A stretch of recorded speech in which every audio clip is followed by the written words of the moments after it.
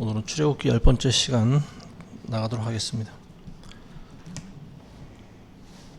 1절과 2절을 읽어보겠습니다. 주께서 모세에게 말씀하시기를 파라오에게로 들어가라. 내가 그의 마음과 그의 신하들의 마음을 완악하게 함은 내가 그 앞에서 이러한 나의 표적들을 보여주려 함이며 내가 이집트에서 행한 일들과 내가 그들 가운데서 행한 내 표적들을 너로 네 아들과 네 아들의 아들의 귀에 전하게 하려 함이요 내가 어찌하여 주인가를 너희로 알게 하려는 것이라 하시더라. 지난 시간에도 하나님께서 파라오에게 그런 말씀 하셨죠. 내가 너를 세운 그 이유에 대해서 말씀하고 계시는데요. 그게 뭐냐면 곧 내 능력을 내 안에 보여서 내 이름이 온 땅에 걸쳐 선포되게 하려 함이니라, 이런 말씀하시는데요. 지금도 동일한 말씀을 하고 계십니다. 하나님께서는 악인들도 사용하십니다. 그래서 하나님께서 능력과 그리고 창조의 하나님이라고 하시는 사실을 이제 모든 민족과 열방들이 다 알게 하시는 것이 하나님의 그 목적이라고 하는 거죠.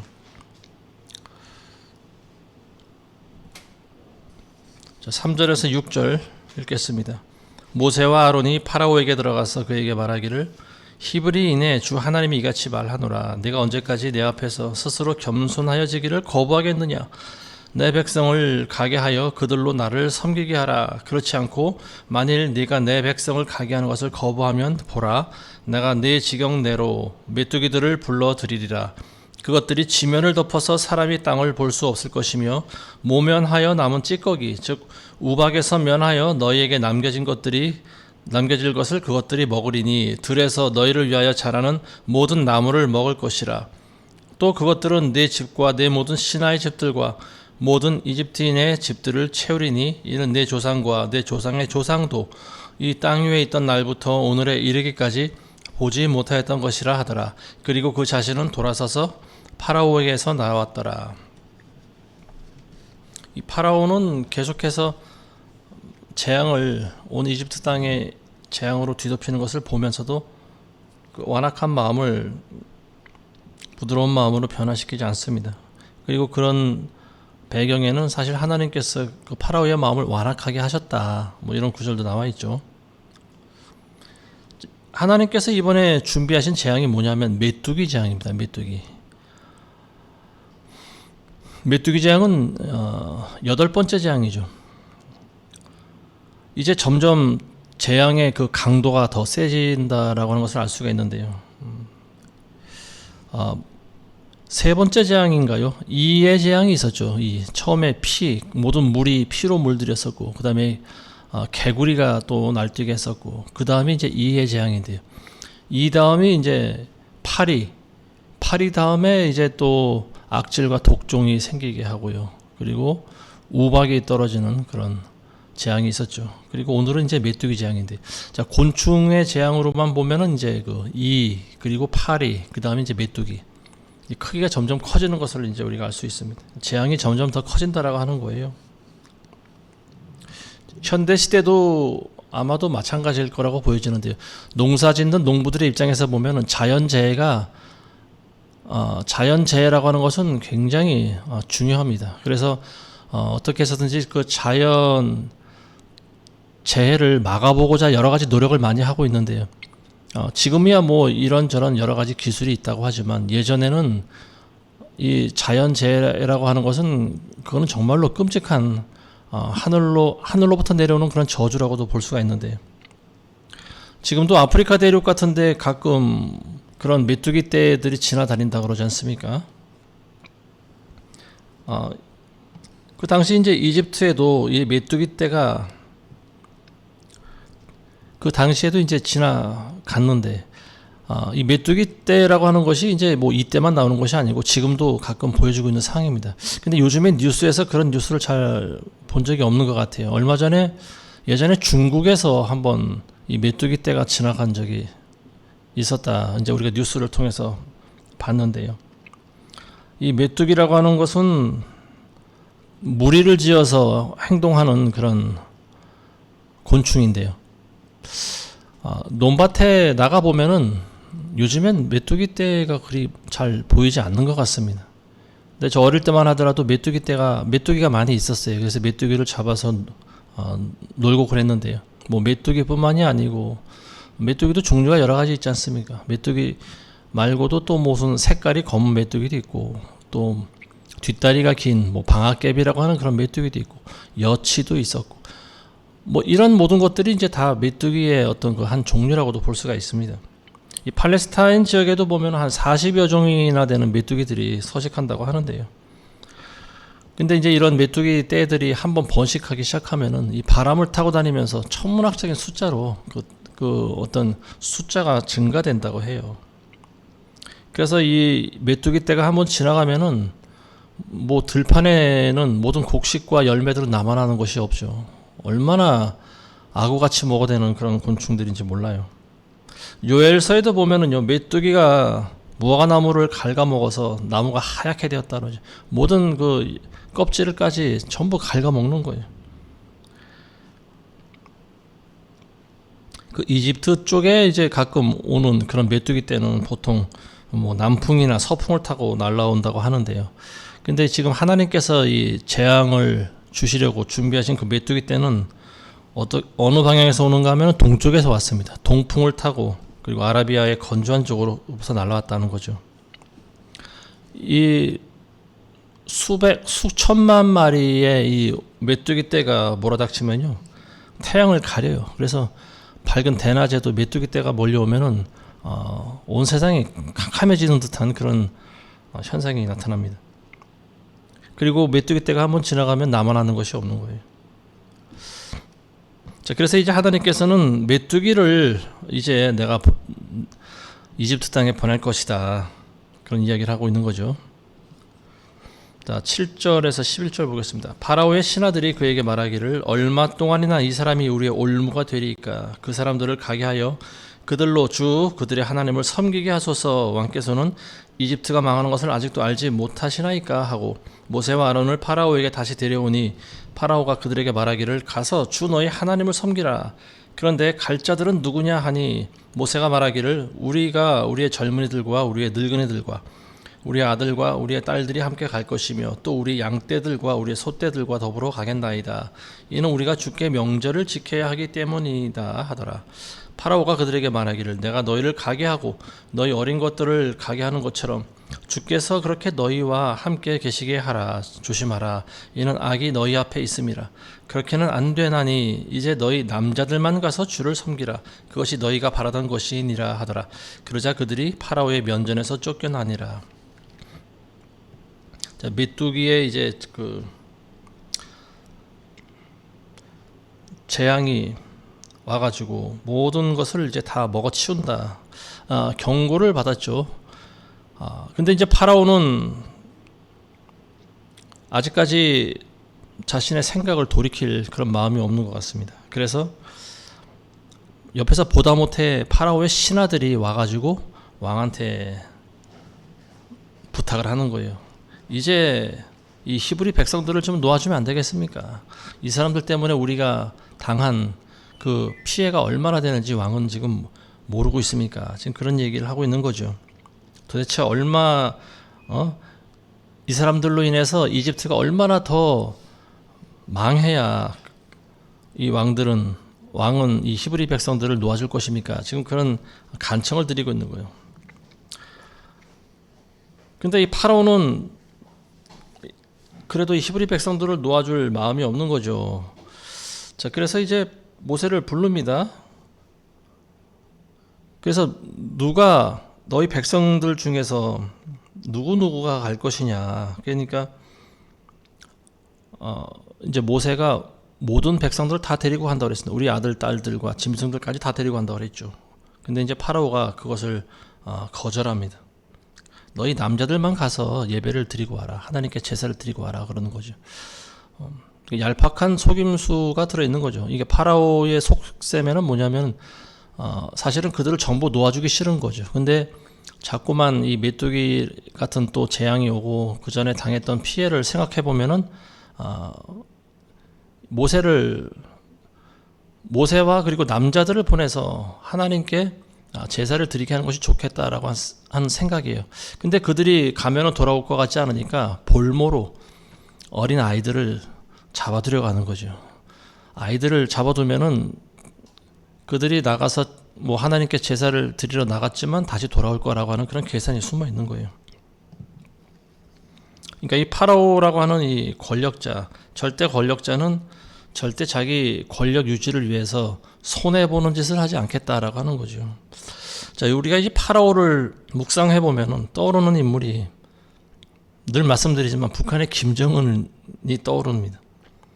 얼마 전에 압록강에 뭐 사상 최대 비가 내렸다고 그러지 않습니까? 그래서 뉴스에 보니까 마을이 전부 물에 잠겼어요. 얼마나 많은 사람들이 죽었는지 몰라요. 뭐 기사에는 뭐 1,500명 정도가 사상자가 났다고 하는데 원래도 먹을 것이 없던 그런 가난한 북한이었는데 이 비가 와가지고 참 진짜 설상가상으로 죽어가고 있는 사람들마저 전부 다 물에 떠내려가고 뭐 이런 큰 피해를 북한이 이번에 입었습니다. 근데 김정은이 또 이제 비행기를 타고 그쪽으로 날아갔죠. 그래서 피해 상황 복구를 이제 지시하고 보고를 받고 뭐 이런 모습이 찍혔는데 우리나라에서 이제 북한 지역에 워낙 그 수해가 크다 보니까 아마 원조를 하겠다 어떤 그런 통보를 한 것 같아요. 근데 그 이야기를 듣고 북한이 뭐라 그랬냐면은 선뜻 받아들이지 않습니다. 김정은이가 뭐라 그랬냐면은 남한이 우리의 적이라고 하는 사실은 바뀌지 않는다. 뭐 이런 엉뚱한 대답을 했죠. 그러니까 받고 싶지 않다라고 하는 말을 이제 우회해서 말한 것 같습니다. 절대로 우리 남한과는 손을 잡고 싶지 않다라고 하는 거예요. 김정은이 만일 북한이 개방된다라고 하면은 순식간에 변화가 되겠죠. 지금 마지못해 북한 주민들은 목숨을 유지하면서 마지못해 살아가고 있는데, 그리고 알만한 사람들은 이미 다 알고 있습니다. 지금 남한과 북한이 어떤 그런 식으로 살아가고 있다라고 하는 것을 깨어있는 사람들은 다 알아요. 근데 이제 지금 권력으로 그걸 누르고 있기 때문에, 그리고 김정은은 자신의 목숨을 부지하기 위해서라도 권력을 놓지 않을 것이다. 김정은이 가지고 있는 이 핵무기, 이거를 이제 끝까지 본인 입장에서는 놓으면 안 되는 거죠. 왜냐하면 그걸 포기하는 순간 자기 목숨을 부지할 수 있는 곳이 없기 때문에 그렇습니다. 이 이집트의 파라오도 아마 그와 같은 맥락이지 않을까 싶습니다. 만일 여기서 자기가 무너지면은 이집트가 자기를 신으로 섬기고 있는데, 신과 같은 존재라고 알고 있는데, 내가 저들의 요구를 순순히 들어주면은 백성들이 나를 과연 지금처럼 나를 받들고 추앙할까, 이제 이러한 그런 계산을 하고 있는 거죠. 원래 참다운 지도자는 자기보다 백성의 안위를 더 걱정해야 되지 않겠습니까? 근데 지금 보여주고 있는 대다수 나라와 민족의 지도자라고 하는 사람들, 그리고 정치가들, 이런 사람들은 사실은 백성의 안위에는 별로 관심이 없는 것 같습니다. 오로지 자기 권력 유지와 그리고 자기가 잘 먹고 잘 사는 것, 여기에 초점이 맞춰져 있는 것 같습니다. 자, 우리 12절부터 15절 보겠습니다. 이에 주께서 모세에게 말씀하시기를, 내 손을 이집트 땅 위에 뻗쳐 메뚜기들로 이집트 땅 위로 올라와서 우박이 남겨놓은 모든 것, 곧 그 땅의 모든 채소를 먹게 하라 하시더라. 모세가 이집트 땅 위에 그의 막대기를 앞으로 뻗으니 주께서 그 땅 위에 온 낮과 온 밤 동안 동풍을 일으키셨으며, 아침이 되자 동풍이 메뚜기들을 몰고 왔더라. 메뚜기들이 이집트 땅 전역에 올라와서 이집트의 전 지경 위에 내리니 그것들이 매우 심하더라. 그와 같은 메뚜기들은 그들 전에도 없었으며 그들 후에도 없을 것이라. 메뚜기들이 온 지면을 덮으니 땅이 어두워지고 우박이 남긴 그 땅의 모든 채소와 나무에 달린 모든 열매들을 먹었으니 이집트 땅 전역에 걸쳐 나무와 들의 채소들 중 푸른 것은 전혀 남아있지 않더라. 메뚜기 재앙 바로 전에 있었던 재앙이 우박 재앙이지 않습니까? 우박이 떨어져 가지고 사람도 다치고 밖에 나와 있는 모든 짐승들까지 다 죽은 그런 상황 가운데 나무도 부러지고 들의 채소와 곡식이 지금 다 진이겨진 그런 상태예요. 근데 그나마 그 중에 건질 만한 거를 이제 건져서 먹고 살아야 되는 이런 상황인데 바로 메뚜기 떼들이 들이닥칩니다. 자, 메뚜기 떼들은 인정사정이 없죠. 그냥 눈에 보이는 거 다 갉아먹습니다. 자, 요엘서를 보면은요, 요엘 선지자의 그 책을 보면은 메뚜기에 대해서 자세히 기록을 해놓고 있습니다. 뭐라고 나와 있냐면요, 그들의 모양은 말들의 모양 같고 그들은 마치 기병들처럼 달린다, 그렇게 나와 있어요. 이 메뚜기를 마치 그 적군이 쳐들어오는 그런 모습에 비유를 하고 있는데요. 이 메뚜기들이 칼 위에 쓰러져도 상처를 입지 않고 성읍 안에서 이리저리 달리며 성벽 위를 달릴 것이요 집들 위를 기어오르며. 자, 이건 이제 메뚜기 때의 이제 그 행동을 보여주고 있는 거죠. 사람이라면은 이렇게 성벽 위를 기어오를 수가 없겠죠. 메뚜기들은 이제 날아가기도 하고 기어가기도 하고 뛰어다니기도 하고. 자, 그래서 이 메뚜기를 하나님의 군대들이다. 성경은 또 그렇게 기록하고 있습니다. 요엘서 2장 11절 보면요, 주께서 그의 군대 앞에서 그의 음성을 발하시리니 이는 그의 진영이 매우 크고 그의 말씀을 실행하는 분은 강하심이라. 주의 날이 위대하고 심히 두려우니 누가 그것을 견뎌낼 수 있으리요. 자, 하나님께서는 이 메뚜기와 같은 미물들도 하나님의 도구로 사용하신다라고 하는 거죠. 그리고 그게 가능한 것이 하나님이 지으신 거기 때문에 그렇습니다. 모든 창조물들은요, 그걸 지으신 창조주의 말에 순종하게 돼 있어요. 하나님의 말을 거역하는 유일한 존재는 사탄과 우리 인간 둘밖에 없습니다.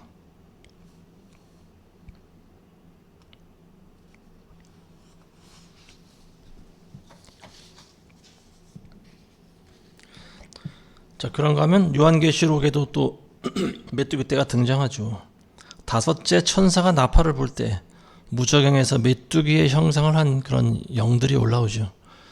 그래서 그 메뚜기 형상을 한 악령들이 올라오는데 사람들의 이마에 하나님의 인을 치지 않은 사람들만 공격합니다. 그래서 그들만 공격하는 거예요. 눈에 보이는 것이 아니죠. 이게 이 악령들이 그러니까 아마 이게 짐승의 표를 맞은 사람들, 666 짐승의 표를 맞은 사람들만 고통을 가하는 거예요. 자, 16절에서 20절 보겠습니다.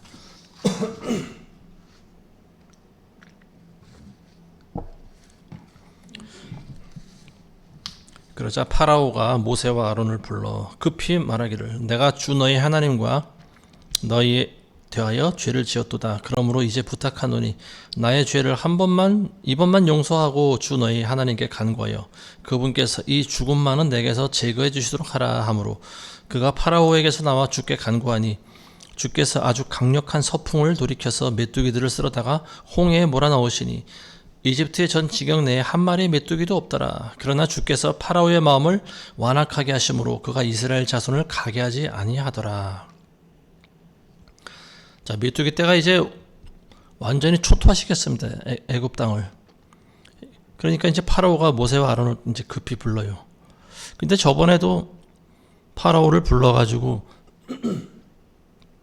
자기가 죄를 지었다고 말하고 있지 않습니까? 그리고 한 번만 좀 봐달라고 너희 하나님께 기도해서 이 재앙을 좀 물리쳐 달라, 이제 이런 말을 하고 있는 거죠. 나의 죄를 이번만 용서하고 이 죽음이 내게서 제거해 주시도록 하라, 뭐 이런 간구를 하고 있어요. 자, 그래서 하나님께서 이 모세가 기도를 하니까 강한 서풍, 서쪽에서 불어오는 그 돌이켜서 메뚜기들을 홍해 바다에다 전부 다 집어넣으셨다, 이렇게 말씀. 이 메뚜기들이 홍해 바다에 빠지니까 이 메뚜기들은 어떻게 됐을까요? 물고기들의 이제 밥이 되겠죠. 근데도 이 파라오가 마음을 계속 완악하게 했다, 이렇게 하고 있습니다. 이 파라오가 자기가 죄인이라고 내가 잘못을 지었다, 내가 하나님께 잘못했다, 이 고백을 하고 있지 않습니까?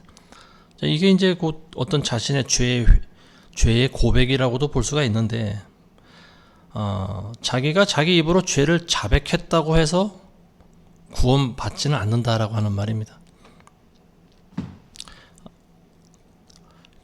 교인들이 교회 나와서 회개한다고 할 때 자기 죄를 자백하는 경우가 있어요. 뭐 대부분 많이 그렇게 하겠죠. 과거에 지었던 자기 죄. 근데 진정한 회개가 되기 위해서는 앞으로도 죄를 짓지 말아야 되는 거죠. 그리고 자기가 했던 행동을 돌이킬 줄 알아야 되는 거죠. 그 마음의 중심이 변화가 되지 않으면 있을 수가 없는 일이에요. 그러니까 입으로는 암만 내가 죄를 지었다, 잘못했다. 이거는 사실은 회개가 아니고 후회입니다. 후회. 그 죄를 지었던 일에 일시적인 후회밖에 되질 않는 거예요.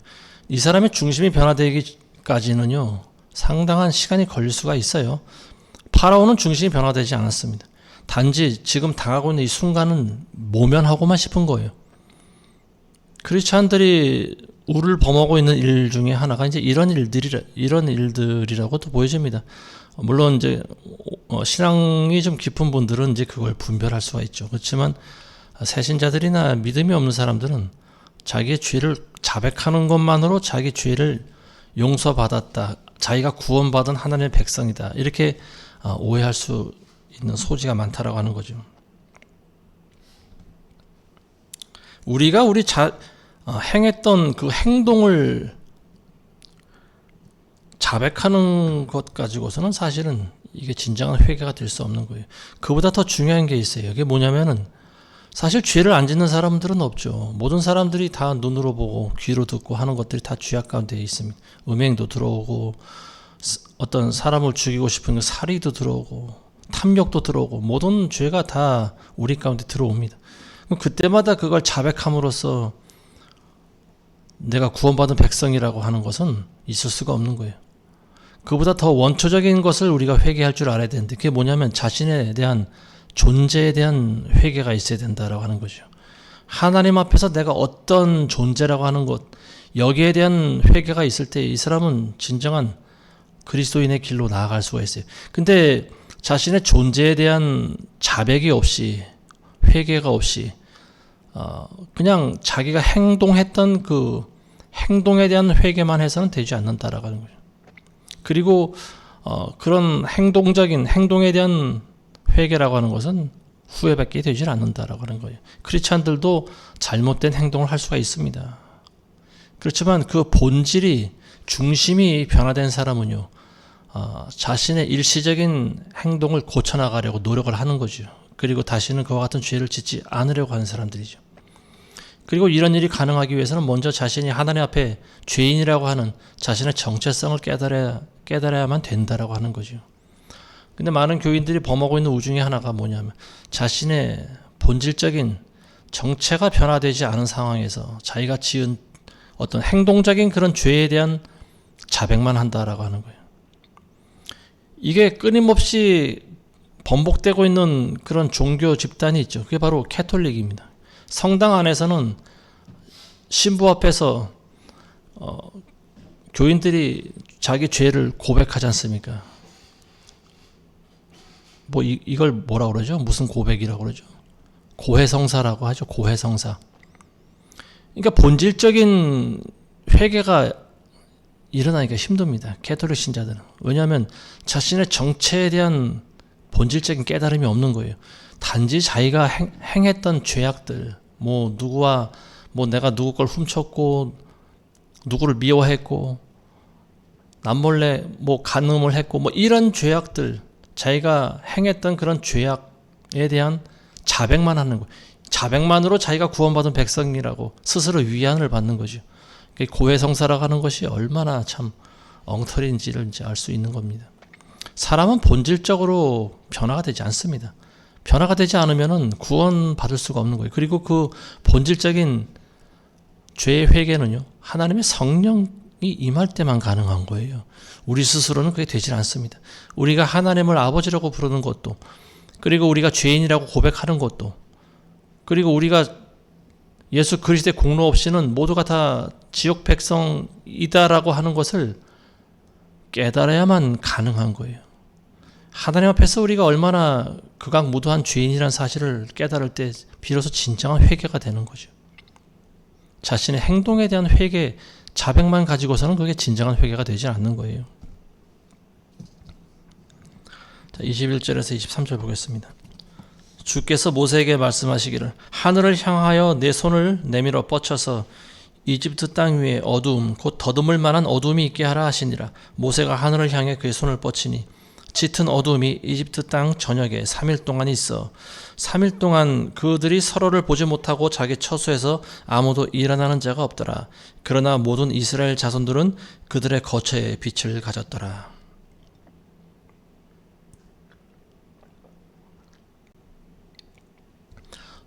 메뚜기 재앙으로도 파라오가 마음을 바꾸지 않으니까 이번에는 하나님께서 흑암의 재앙을 내리십니다. 흑암.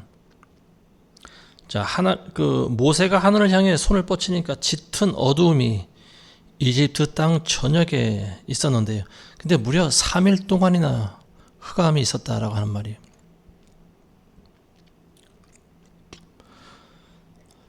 이제 우리가 상상해 볼 때 어떻게 이런 일이 가능할까? 물론 하나님이 하시는 일은 불가능한 게 없죠. 근데 이제 이걸 과학적으로 해석해 보면 아마도 이집트 땅에 해를 가리는 일이 있지 않았을까? 해를 가리는 현상. 그걸 우리가 일식 현상이라고 그러죠. 일식. 달이 태양을 가리는 현상인데요.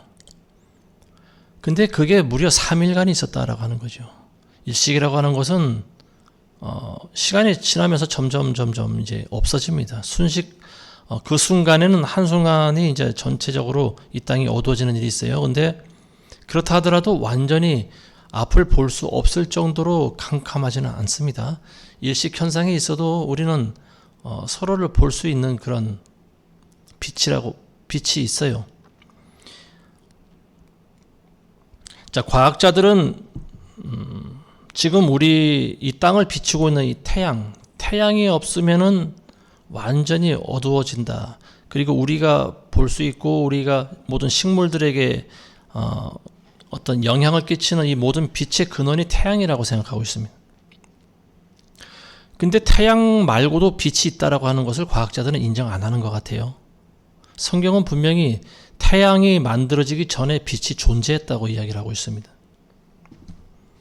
창세기 1장 보시면요, 하나님께서 첫째 날 빛을 만드셨죠. 빛이 있으라니 빛이 있었더라.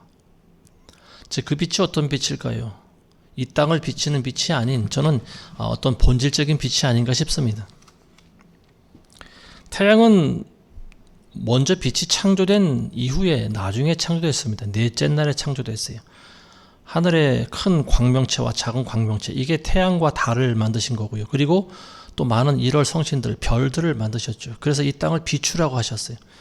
이 땅을 밝게 비추라고 하셨지 그것들이 모든 빛의 전부는 아니라고 하는 거예요. 이스라엘 자손들이 살던 거처에는 빛이 있었습니다. 거기에만 태양이 비쳤을까요? 그렇진 않았겠죠. 그 빛이라고 하는 것은 하나님으로부터 온 빛이다. 저는 그렇게 믿습니다. 물론 모든 어떤 자연 현상과 모든 피조물들이 전부 하나님의 손아귀에 들어있죠. 이스라엘 자손들이 사는 곳에만 빛이 비추게 하실 능력이 하나님에게는 충분히 있습니다. 자, 마지막 때 보면은요, 요한계시록 6장 12절에 보면 해가 검어지는 그런 일이 있다고 그랬죠. 어린 양이 6째 봉인을 여실 때 보라, 큰 지진이 나며 해가 머리털로 짠 천같이 검어지고 달은 피같이 되었으며, 해가 까매진다라고 하는 거예요. 그리고 달은 피처럼 되었다. 자, 이것을 보면 알 수 있는 것이 뭐냐면은 일식 현상이 아니라고 하는 거예요. 해가 검어지는 거예요. 해가 스스로 빛을 잃는 겁니다. 그리고 달도 빛을 잃는 거예요. 달이 피처럼 붉어진다라고 나와 있어요. 피처럼 빨개진다라고 하는 거죠. 요한복음에 보시면은 사도 요한이 요한복음 서두에 이런 말을 하고 있습니다.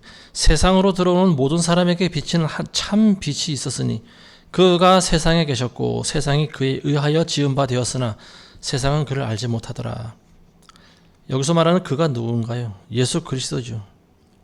예수님은 이 세상을 지으신 창조주라고 하시는 거예요. 그리고 그분이야말로 참 빛이라고 하는 거예요. 예수님으로부터 나오는 빛이 있습니다. 이게 물리적인 그런 빛도 해당되는 것이다 라고 보여주는 거죠. 자, 사도 요한은 또 계속 이야기합니다. 그 빛이 어둠 속에 비쳤어도 어둠은 그것을 깨닫지 못하더라. 빛과 어둠, 이 굉장히 중요한 주제입니다. 그리스도인들에게 있어서 우리에게 빛과 어둠이라고 하는 이 주제는요, 구원받은 백성들과 구원받지 못한 멸망받을 백성들, 이 두 가지를 보여주고 있는 거예요. 하나님의 백성들에게는 예수 그리스도라고는 절대적인 그런 빛이 계십니다. 그래서 우리는 어둠 가운데 있어도 그 빛을 받아서 살아가고 있는 그런 과거의 이스라엘 백성들과 같은 존재죠. 온 이집트가 캄캄해진 그런 상황 가운데 이스라엘 백성들이 사는 마을에만 빛이 있었던 거예요. 흑암이 온 땅을 뒤덮는다라고 하면요, 굉장히 두려운 그런 상황이 연출될 거라고 보여집니다. 아까도 말씀드렸지만 지금은 태양이 일식에 가려져도 완전히 세상이 깜깜한 그런 상황은 아니에요. 근데 하나님께서 빛을 거두신다라고 하면은 그야말로 깜깜해지는데요. 그런 경우를 참 보기가 쉽지가 않습니다. 주변에 전등불이 없어도 뭔가가 있어요. 그래서 우리는 완전한 흑암을 체험하기가 쉽지가 않습니다. 비슷한 경우를 들면은 제가 어릴 때 극장에 들어가면요, 극장에 들어갈 때 굉장히 깜깜합니다. 불을 끄면은 이 슬라이드가 켜지기 전에 극장 안에 있으면 굉장히 깜깜해요. 물론 이 영사기에서 나오는 그 빛 때문에 조금 있으면 볼 수는 있어요. 근데 갑자기 극장 안에 들어가면 옆에 있는 사람도 잘 안 보여요. 깜깜해서. 그와 같은 상황이 아마 계속 연출되지 않을까 싶습니다. 그러니까 사람들이 전부 장님이 되어버리는 거죠. 빛이 없으면 사람들은 장님이 되어버립니다. 우리의 동공이 빛을 인식하기 때문에 우리가 볼 수 있는 거예요. 빛을 걷어가 버리시면 사람들은 볼 수가 없습니다. 굉장히 무서운 거죠. 구원받지 못한 백성들의 상황이 바로 이와 같습니다. 예수 그리스도라고 하는 이런 빛이 없기 때문에 이 사람들은 깜깜한 흑암 가운데 살아가고 있는 것과 똑같은 거예요.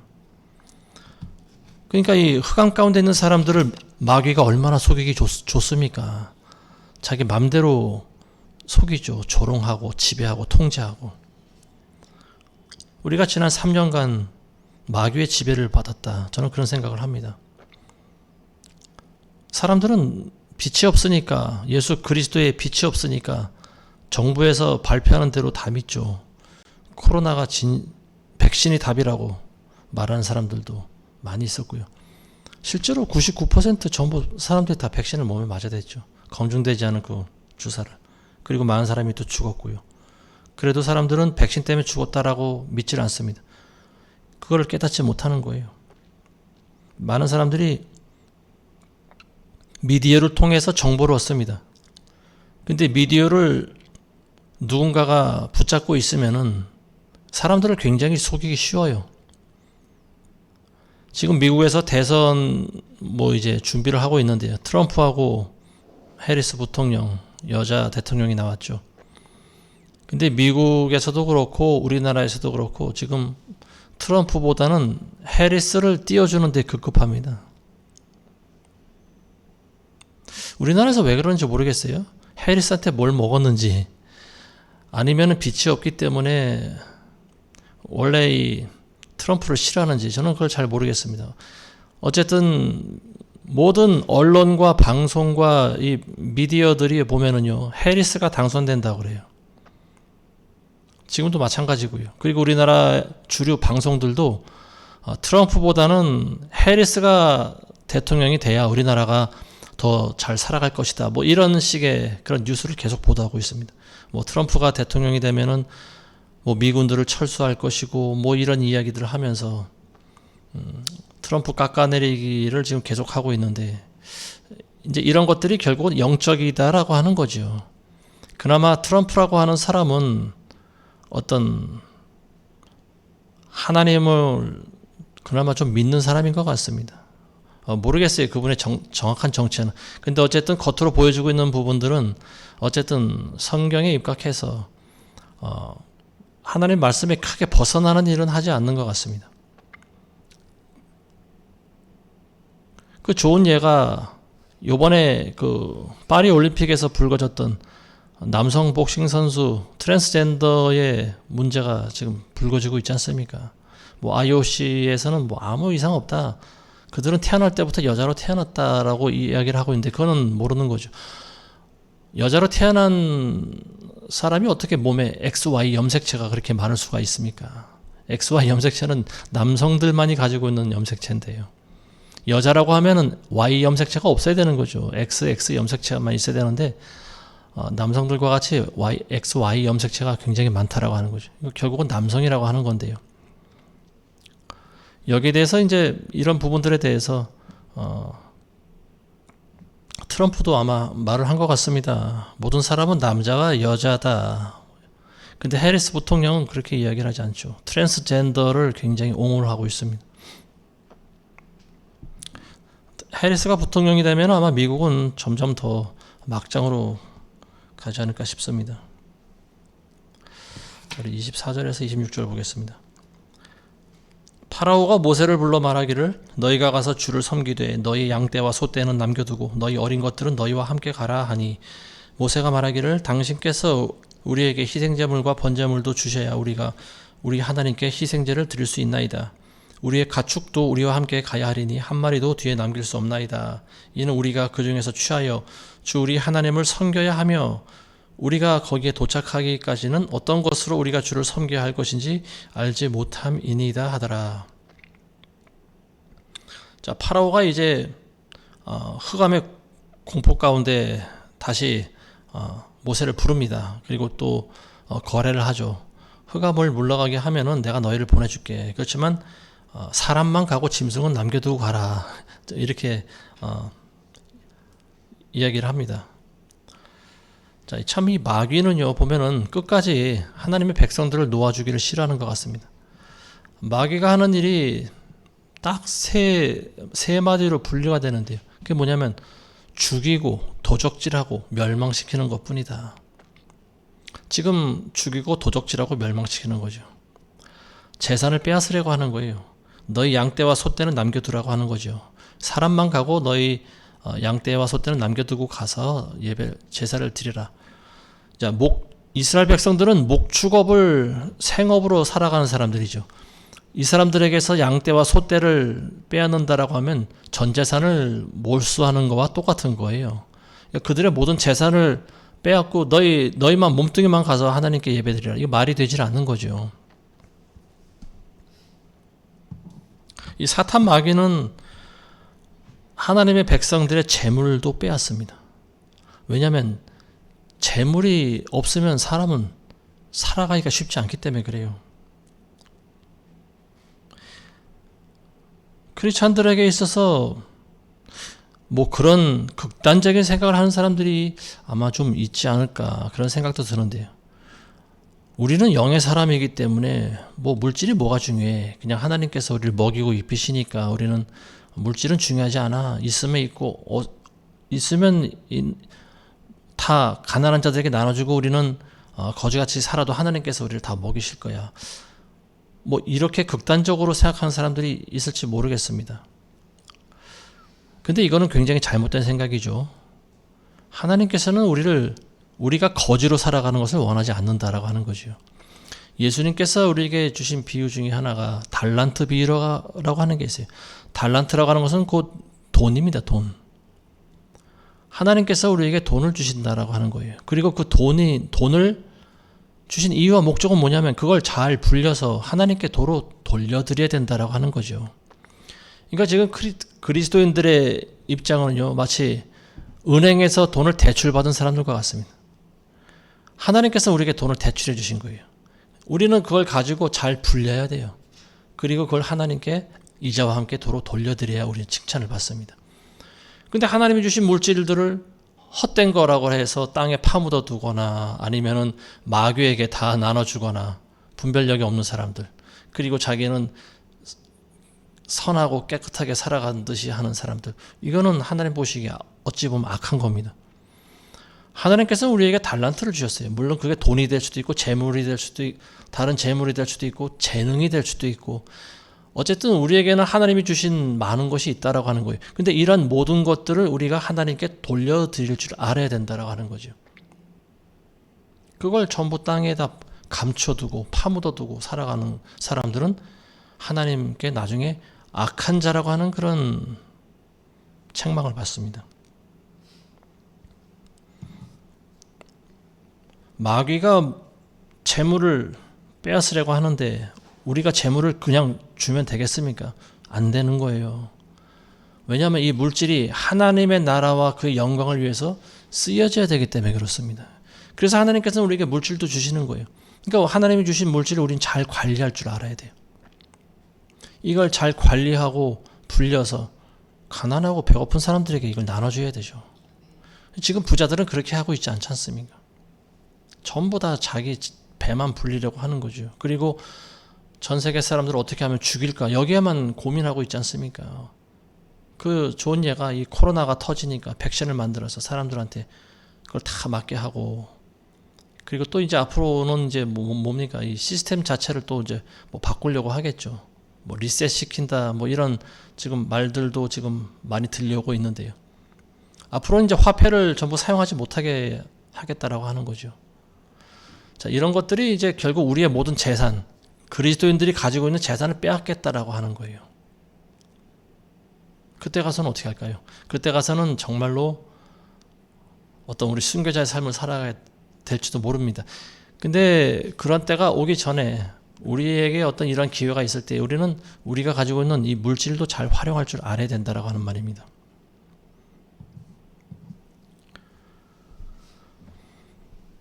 자, 마지막으로 27절에서 29절 보겠습니다. 그러나 주께서 파라오의 마음을 완악하게 하시니 그가 그들을 가게 하지 아니하더라. 파라오가 모세에게 말하기를 내게서 물러가고 스스로 주의하여 내 얼굴을 다시는 보지 말라. 네가 내 얼굴을 보는 날에는 네가 죽으리라 하더라. 그러자 모세가 말하기를 당신께서 잘 말씀하셨나이다. 내가 다시는 당신의 얼굴을 보지 아니하리이다 하더라. 자, 파라오는 끝까지 이스라엘 백성들을 놓아주지 않습니다. 놓아줘도 재산을 다 빼앗고 사람만 알몸으로 보내려고 하는 거죠. 근데 모세가 거기에 절대 응하지 않습니다.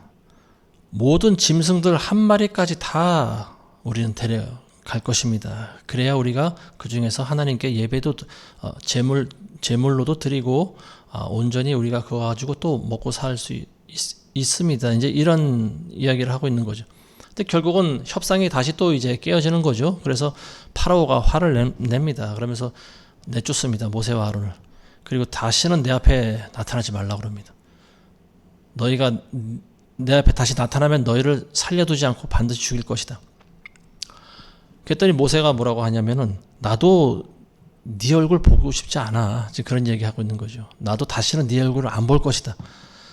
자, 그 다음에 이제 마지막에 준비되어 있는 마지막 재앙이 이제 하나 남아있는 거죠. 이게 이제 히든 카드인데요. 그게 이제 출애굽기 12장에 나오고 있습니다. 어린 양이 등장하는 거죠. 어린 양. 그래서 이제 마지막인 어린 양의 이 6월절 사건을 여러분들이 한번 읽어보고 다시 또 우리가 만나게 되시길 바라겠습니다. 기도하겠습니다. 좋으신 아버지 하나님 감사합니다. 오늘 출애굽기 말씀을 통하여서 악한 원수 마귀는 우리 성도들의 모든 것을 빼앗으려고 합니다. 죽이고 도적질하고 멸망시키는 것이 그들의 전부임을 다시 한번 깨달았나이다. 하나님, 마지막 때가 점점 가까이 올수록 이 땅에는 흑암이 짙어지고 있나이다. 영적인 흑암입니다. 예수 그리스도에 없는 자들에게 임하는 그러한 절대적인 어둠입니다. 어둠 가운데 살아가고 있는 자들은 예수님의 빛이 없음으로 말미암아 마귀의 일과 하나님의 일을 분간하지 못하고 저들의 노예가 되어 살아가고 있나이다. 죽을 날만 바라보고 살아가고 있나이다. 하나님, 저들을 불쌍히 여기시고 저들에게도 빛을 주셔서 저들도 우리와 같이 빛 가운데 살아갈 수 있는 빛의 자녀들 되게 도와주시옵소서. 예수님의 이름으로 기도드리옵나이다. 아멘.